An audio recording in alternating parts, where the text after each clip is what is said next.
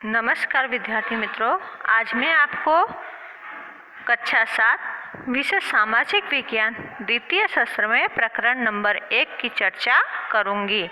तो बच्चों, प्रकरण नंबर 1 मध्ययुगीन गुजरात, जिसमें आपको एक चित्र दिखाई दे रहा है। इस चित्र में आप ध्यान से देखोगे तो आपको एक विशिष्ट प्रकार की हस्तकला दिखाई देगी। ये हस्तकला बच्चों कहाँ की है? तो पाटण के पटोड़े की हस्तकला है, जो विश्व भर में बहुत प्रख्यात है। एक कलाकार आज गांव में रावण हत्था द्वारा गीत गाते हुए गांव में घूम रहा था। बच्चों की टोली भी उसके साथ घूम रही थी। यह कलाकार बार बार एक गीत गाता था। उस गीत के बोल थे, छेला जीरे पाटण थी पटोड़ा मोघा लावजो। तो बच्चों, ये जो आपने चित्र देखा, तो चित्र में कौन सी शैली है? तो पाटण के पटोड़े की हस्त शैली है, जो विश्व भर में बहुत प्रख्यात है। नन्हा प्रतीक घर गया तब उसने दादाजी से पाटण के पटोड़े के बारे में पूछा। प्रतीक के दादाजी के पास ऐतिहासिक कहानियों का खजाना था। उन्होंने पटोड़े की विधिवत जानकारी देते हुए ऐतिहासिक नगर अड़हिलवाड़ पाटण के विषय में बताया। किसको बताया बच्चों? तो नन्हे प्रतीक को। कैसे बताया? क्योंकि जो प्रतीक के दादाजी थे वो कैसे थे? तो उनके पास जो था ऐतिहासिक कहानियों का खजाना था। तो उन्होंने पाटण के पटोड़े के बारे में तो जानकारी दी प्रतीक को, लेकिन उसके साथ साथ जो है ऐतिहासिक नगर पाटण के विषय में भी उन्होंने जानकारी दी। तो बच्चों, प्राचीन काल में जो पाटण है वो किस नाम से जाना जाता था? तो अड़हिलवाड़ पाटण के नाम से जाना जाता था। तो मध्यकाल में ईस्वी सन 746 से 1304 यानी कि लगभग 560 वर्ष तक गुजरात में चावड़ा वंश, सोलंकी वंश और वाघेला वंश के शासकों ने शासन किया था। उनके शासन के दरमियान राज्य की राजधानी अड़हिलपुर पाटण थी, जो अड़हिलवाड़ पाटण के रूप में भी जाना जाता था। वर्तमान में पाटण के पश्चिम में स्थित आनावाड़ गांव ही अड़हिलवाड़ का अपभ्रंश नाम था। ग्रंथ से प्राप्त जानकारी के अनुसार पंचासर में चावड़ाओं का राज्य था। उसके शासक जयशिखरी युद्ध में वीर गति को प्राप्त हुए। उनके बाद उनका पुत्र वनराज चावड़ा ने पिता का राज्य पुनः प्राप्त किया। छत विछत राज्य की जगह वनराज चावड़ा ने सरस्वती नदी के किनारे एक नया शहर बसाया, जिसे अड़हिलवाड़ पाटण के रूप में जाना गया। ऐसा कहा जाता है कि अपने पिता का राज्य पुनः प्राप्त करने में मदद करने वाले मित्र अड़हिल के नाम से शहर का नाम अड़हिलवाड़ पाटण रखा। चावड़ा वंश के शासकों ने लगभग 196 वर्ष तक गुजरात पर शासन किया। उसके बाद सोलंकी वंश के शासन गुजरात की राज्य सत्ता पर आए। सोलंकी वंश के शासन में गुजरात में खूब ऐश्वर्य था। राजपूत युग में शक्तिशाली राज्य के रूप में सोलंकियों के अड़हिलवाड़ पाटण की गणना होती थी। इस वंश के शासकों में मूलराज सोलंकी, भीमदेव, सिद्धराज जयसिंह, कुमारपाल जैसे महान राजा थे। सिद्धराज जयसिंह के समय में कालीकाल सर्वज्ञ हेमचंद्राचार्य हुए। उनके समय में अड़हिलवाड़ पाटण विद्याधाम बना था। सिद्धराज जयसिंह के आमंत्रण पर हेमचंद्राचार्य जी ने सिद्ध हेम शब्दानुशासन नामक व्याकरण ग्रंथ की रचना की। तो बच्चों, कभी काल प्रश्न पूछा जाता है, कौन सा? सिद्ध हेम शब्दानुशासन नामक व्याकरण ग्रंथ की रचना किसने की? तो बच्चों, किसने की? तो हेमचंद्राचार्य ने। किसके कहने से की? तो बच्चों, सिद्धराज जयसिंह के आमंत्रण पर उन्होंने सिद्ध हेम शब्दानुशासन की व्याकरण ग्रंथ की रचना की। इस ग्रंथ की शोभा यात्रा हाथी की सवारी पर निकाली गई। मतलब कि बच्चों, इस ग्रंथ को इतना मान सम्मान मिला। जिसमें राजा और ग्रंथ के रचयिता प्रजाजनों के साथ साथ चलते थे। यह पहला प्रसंग था जब किसी साहित्यिक ग्रंथ का इतना सम्मान हुआ हो। कुमारपाल के शासन के समय गुजरात समृद्ध राज्य था। इस समय अड़हिलवाड़ पाटन में अहिंसा, लक्ष्मी और सरस्वती का त्रिवेणी संगम देखने को मिला था। किसके समय में तो बच्चों? तो कुमारपाल के समय में। जब कौन सा था? अड़हिलवाड़ पाटन में अहिंसा, लक्ष्मी, सरस्वती यानी तीनों का त्रिवेणी संगम देखने को मिला। सोलंकी वंश के शासक महान राज्यकर्ता थे। इस वंश के एक नहीं, दो नहीं बल्कि 6 शासक राज सिंहासन त्याग कर मुकुटधारी से कंठाधारी बन गए, अर्थात राजगद्दी छोड़कर सन्यासी हो गए। तो बच्चों, मुकुटधारी से कंठाधारी का मतलब होता है कि उन्होंने राजपाट छोड़कर कौन सा जीवन व्यतीत करना शुरू कर दिया? तो सन्यासी का जीवन व्यतीत करना शुरू किया। इसकी जानकारी पुस्तकालय में से प्राप्त कीजिए। अड़हिलवाड़ पाटन के राजा और विद्वान महान थे। उसी प्रकार वहाँ की रानियां भी महान थी। रानी उदयमती ने प्रजा के कल्याण के लिए सीढ़ीदार कुएं का निर्माण किया था।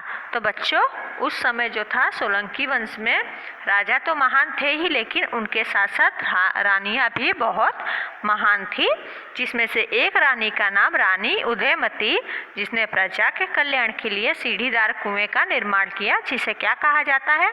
वाव कहा जाता है। यह कुआं रानी की बावड़ी के रूप में प्रसिद्ध है। ये कुआं कहाँ स्थित है बच्चों? तो रानी की बावड़ी के नाम से पाटन जिले में आया हुआ है। 7 मंजिलों में निर्मित यह कुआं कला और स्थापत्य का अद्वितीय उदाहरण है। कुएं में बनी पत्थर की कलात्मक मूर्तियां सोलंकी युग के वैभव का परिचय कराती हैं। राजमाता मिलन देवी भी सदैव प्रजा के कल्याण के लिए तत्पर रहती थी। सिद्धराज जयसिंह की माता राजमाता मिलन देवी ने राज्य से यात्रा कर बंद करवाया था। उनके कहने से ढोलका के मलाव तालाब एवं विरम गांव के मुनसर तालाब का निर्माण करवाया था। तो बच्चों, मलाव तालाब और मुनसर तालाब का निर्माण किसके समय में हुआ था? तो राजमाता मिनल देवी के समय में हुआ था। सिद्धराज जयसिंह के शासन काल के दरमियान पाटन में सहस्त्रलिंग तालाब का निर्माण किया गया था। अब इधर देखो, एक जो है वीरांगना की तस्वीर दी गई है। इस वीरांगना का नाम क्या है? तो नायिका देवी। इसका इतिहास किससे जुड़ा हुआ है बच्चों? तो अड़हिलवाड़ पाटन से इसका इतिहास जुड़ा हुआ है। एक वीरांगना रानी का इतिहास अड़हिल पाटन के साथ जुड़ा है। राजा अजयपाल की मृत्यु के बाद राज्य का कार्यभार उनकी रानी नायकी देवी संभालती थी। उस समय उनका पुत्र छोटा था। उनके समय में साबुद्दीन घोरी ने मरुस्थल पार कर गुजरात पर आक्रमण किया। किसके समय में? तो बच्चों, नायकी देवी के समय में। उस मूल राज द्वितीय ने गुजरात की सेना का नेतृत्व किया और साबुद्दीन घोरी की सेना को युद्ध में परास्त किया था। सोलंकी वंश के बाद वाघेला वंश के शासकों ने गुजरात का शासन संभाला। तो बच्चों, पहले कौन सा वंश आया? तो चावड़ा वंश। चावड़ा वंश के बाद कौन सा वंश आया? तो सोलंकी वंश। वाघेला वंश के अंतिम शासक करणदेव वाघेला का अलाउद्दीन खलजी की सेना से पराजय होने पर अड़हिलवाड़ पाटन से राजपूत शासन खत्म हो गया। उसके पश्चात कुछ समय तक अड़हिलवाड़ पाटन गुजरात की नाम मात्र की राजधानी थी। अहमद शाह ने सल्तनत काल में ईस्वी सन 1411 के आसपास अहमदाबाद शहर बसाया था, जहां हम रहते हैं। तो ये शहर किसने बसाया था बच्चों? तो अहमद शाह ने बसाया था। कौन से काल में? सल्तनत काल, ईस्वी सन 1411 में। तब से पाटन गुजरात की राजधानी न रहकर सुबागिरी प्रांत का केंद्र बना। 15वीं सदी और 16वीं सदी के अंत तक गुजरात पर सुल्तानों का शासन था। इस शासन के दरमियान अहमद शाह, महमूद बेगड़ा, मुजफ्फर द्वितीय जैसे उल्लेखनीय सुल्तान हुए। 17वीं सदी के प्रारंभ में गुजरात में मुगल शासन की शुरुआत हुई, मतलब 1700 के आसपास। उसके बाद गुजरात में अनेक नए रजवाड़े अस्तित्व में आई। और उस समय की राज्य व्यवस्था कैसी थी?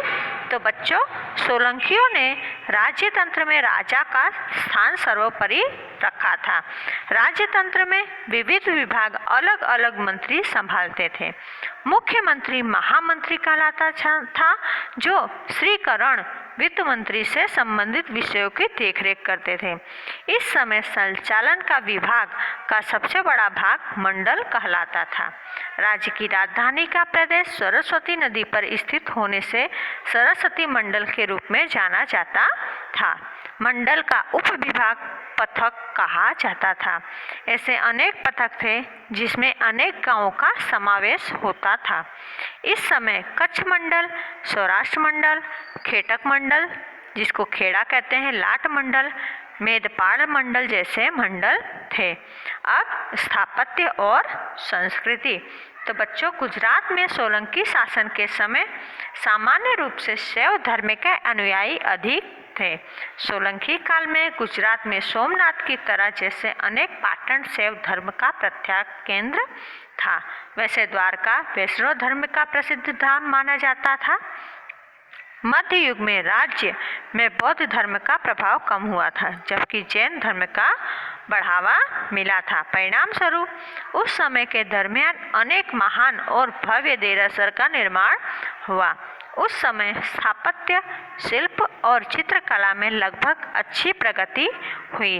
इस समय के स्थापत्य में राजस्थानी मंदिरों की शैली का प्रभाव दिखाई देता है। 11वीं सदी में निर्मित मोढेरा का सूर्य मंदिर, आबू का विमलो सहित मंदिर, 12वीं सदी में निर्मित रुद्र महालय, सोमनाथ मंदिर का जीर्णोद्धार, 13वीं सदी में बने देलवाड़ा के देरासर आदि कलाकृतियों का भारत के स्थापत्य में महत्वपूर्ण केंद्र है।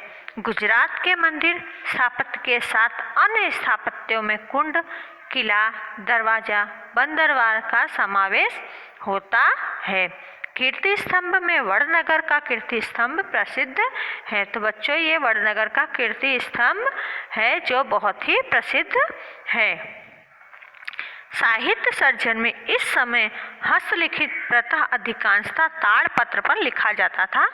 2-3 फुट लंबे और 2-3 इंच चौड़ाई वाले ताड़पत्रों पर चारों तरफ हाशिया खींचकर मर्यादित संख्या में लेखन या चित्र खींचा जाता था। इसके सिवाय सोलंकी काल में जैन धर्म में काफ़ी साहित्य सर्जन हुआ दिखाई देता है, जैसे कि द्वयाश्रय ग्रंथ। सल्तनत काल में जब अहमदाबाद सत्ता का केंद्र बना, तब कई पुस्तक फारसी भाषा में लिखे गए, जबकि इस समय में गुजराती भाषा के कुछ साहित्य सर्जन दिखाई पड़ता है। गुजरात में सल्तनत काल एवं मुगल काल में अनेक प्रसिद्ध मस्जिदों का निर्माण किया गया। इसी समय में निर्मित सरखेज का रोजा, अहमदाबाद की सीधी सैयद की जाली आदि प्रसिद्ध है। इस प्रकार गुजरात में लगभग 560 वर्ष तक राजपूत वंश के शासकों ने और उसके बाद सल्तनत और मुगल काल में कुछ सुल्तान और सूबेदारों ने शासन किया था। उनके शासन काल की झांकी कला, स्थापत्य और साहित्य द्वारा देखा जा सकता है। तो बच्चों, यहाँ पर हम ये पाठ पूरा करते हैं और ये स्वाध्याय की चर्चा मैं आपको घर काम में करके दूंगी और आपको ये जो है घर काम में लिखना है।